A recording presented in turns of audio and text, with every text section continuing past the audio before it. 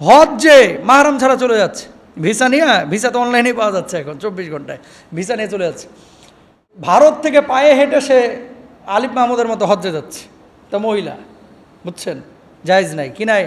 জায়েজ নাই। আপনার মাহরাম না থাকলে আপনার উপর হজ ফরজ না, আপনার উপরে উমরা আবশ্যক না, সেখানে আপনি এত বড় সফর আপনি ভারত থেকে হেঁটে কীভাবে আপনি পুরুষের মতো যাবেন? এটা আপনার জন্য জায়েজ নাই।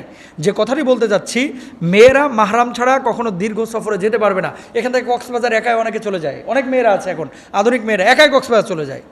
আমি নিজে দেখেছি মাহফিলে যাওয়ার পর, গাড়িতে যাচ্ছিলাম, পরে দেখি ওই এক মহিলা সামনে বসা, অনেক দিন আগের কথা, মানে সামনের সিটে বসা। তো হেল্পার জিজ্ঞেস করতেছে, আপা কই যাবেন? বলতেছে কক্সবাজার যাব। তো বলতেছে আপনার সাথে কেউ নাই? কয় না, আমি একাই যাব। কি ওখানে বাসা বাড়ি নাকি? কয় না, ঘুরতে যাব। হারাম।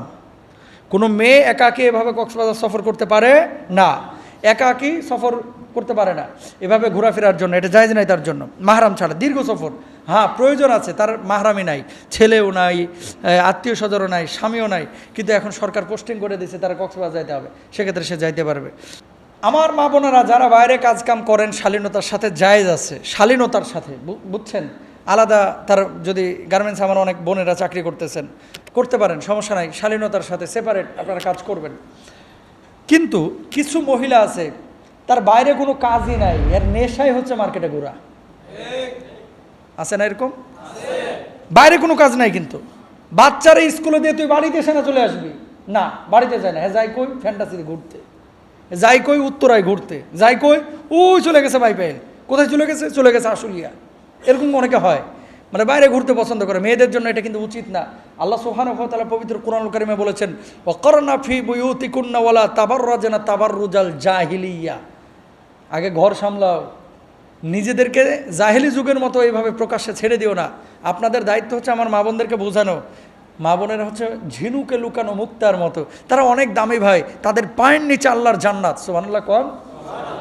সুতরাং প্রয়োজন সাপেক্ষে তারা বাইরে বের হবে, তার মানে এই না যে ভবঘুরে.com-এর মতো খালি ঘুরে বেড়াবে। এটা নারীদের কাজ না, পুরুষের কাজ। পুরুষ বাইরে সামলাবে ইনশাল্লাহ। মাহরাম ছাড়া দীর্ঘ সফর করবে না, রাস্তার মাঝ দিয়ে চলবে না, রাস্তার মাঝ দিয়ে চলবে না, মাহরাম ছাড়া দীর্ঘ সফর করবে না। কি বলবো এখন, হজ্জেও মাহরাম ছাড়া চলে যাচ্ছে, অথচ এটা নিষিদ্ধ। শাফি মাযহাবের কেউ কেউ জায়েজ বলেছেন, আমরা তো হানাফি মাযহাব ফলো করি। হজ্জে মাহরাম ছাড়া চলে যাচ্ছে, ভিসা নিয়ে, ভিসা তো অনলাইনেই পাওয়া যাচ্ছে এখন 24 ঘন্টায়, ভিসা নিয়ে চলে যাচ্ছে। পরশুদিন না কবে দেখলাম সম্পূর্ণ হারাম কাজ করতেছে, অথচ সে যাচ্ছে। ওই ভারত থেকে পায়ে হেঁটে সে আলিফ মাহমুদের মতো হজ্জে যাচ্ছে, তা মহিলা, বুঝছেন? জায়েজ নাই কি নাই? জায়েজ নাই।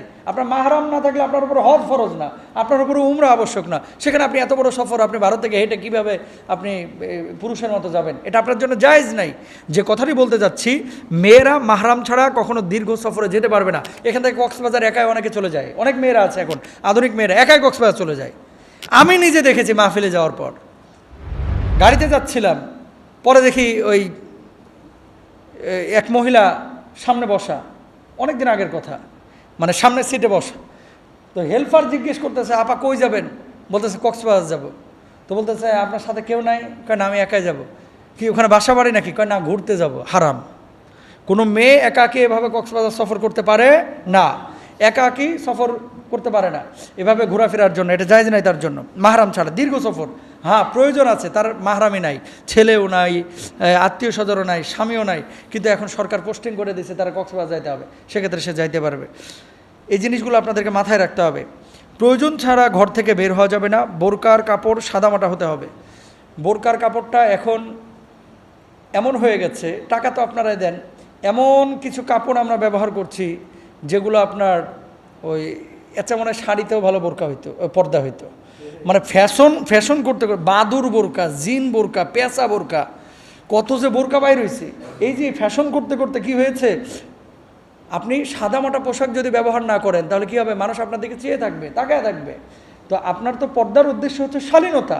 এখন এমন পর্দা আপনি করলেন যে পর্দাটার কারণে মানুষ একেবারে উন্মুখ হয়ে আপনার দিকে তাকিয়ে আছে, এরকম কোনো পর্দা করা যাবে না প্রিয় ভাইরা আমার। সুতরাং জান্নাতে আমরা সবাই যাইতে চাই, কিন্তু জান্নাতের পথ কি, দিক নির্দেশনা কি, এই দিক নির্দেশনা আমরা কিন্তু অনেকেই জানি না। তাহলে জান্নাতি মানুষের আলামত আমরা পাইলাম, আল্লাহর শেখানো মানে আদব সমূহ আমরা পাইলাম। কিভাবে আমরা আমাদের পরিবারগুলোকে গড়ব, যৌথ ফ্যামিলি নাকি একক ফ্যামিলি সেটা পাইলাম। পর্দার সাথে ক্ষেত্রে আমাদের মা বোনদের ভূমিকা কি হবে, এবং আপনাদেরকেও পর্দা করতে হবে, দৃষ্টিটাকে অবনমিত রাখতে হবে, লজ্জাস্থান ঢেকে রাখতে হবে, ঢিলা ঢালা পোশাক পরতে হবে, আমরা পাইলাম। আল্লাহ সুবহানাহু ওয়া তাআলা আমাদের প্রত্যেককে বুঝে বুঝে আমল করার তৌফিক দান করুন। আরও জোরে বলেন আমিন।